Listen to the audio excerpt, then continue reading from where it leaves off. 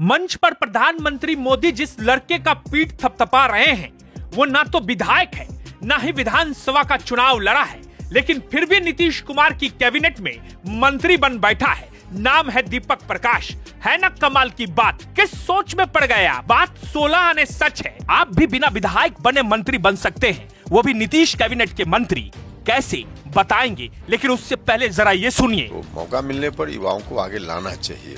युवाओं में ज्यादा काम करने की क्षमता होती है, उसकी क्षमता का पूरा इस्तेमाल होना चाहिए हर क्षेत्र में। तो बिना चुनाव लड़े, बिना विधायक बने अगर आपको मंत्री बनना है तो शर्त यह है कि आपको उपेंद्र कुशवाहा जैसे बड़े नेता के घर में पैदा होना होगा। इसे कहते हैं धमाकेदार लॉन्चिंग।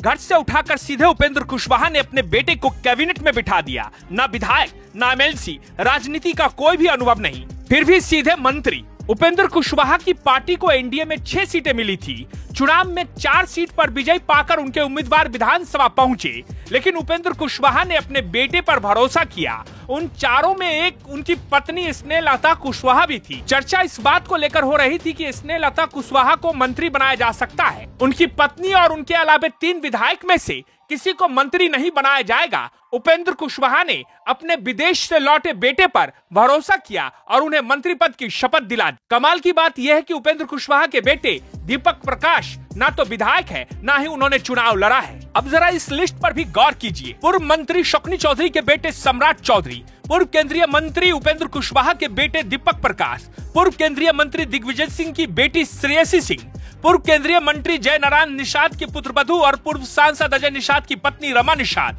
पूर्व विधायक जगदीश प्रसाद चौधरी के पुत्र विजय चौधरी, पूर्व मंत्री महावीर चौधरी के बेटे अशोक चौधरी, पूर्व विधायक नवीन किशोर सिन्हा के बेटे नितिन नवीन, पूर्व मंत्री चंद्रिका राम के बेटे अनिल कुमार और भाई सुनील कुमार। नीतीश कैबिनेट में आधे से अधिक मंत्री किसी न किसी राजनीतिक घराने से ताल्लुक रखते हैं। ना, ये कोई परिवारवाद नहीं है। हम बीजेपी वाले हैं, हम परिवारवाद नहीं करते हैं। पिता राज्यसभा सांसद, मां विधायक और अब बेटा मंत्री बन गया, वो भी बिना विधायक बने।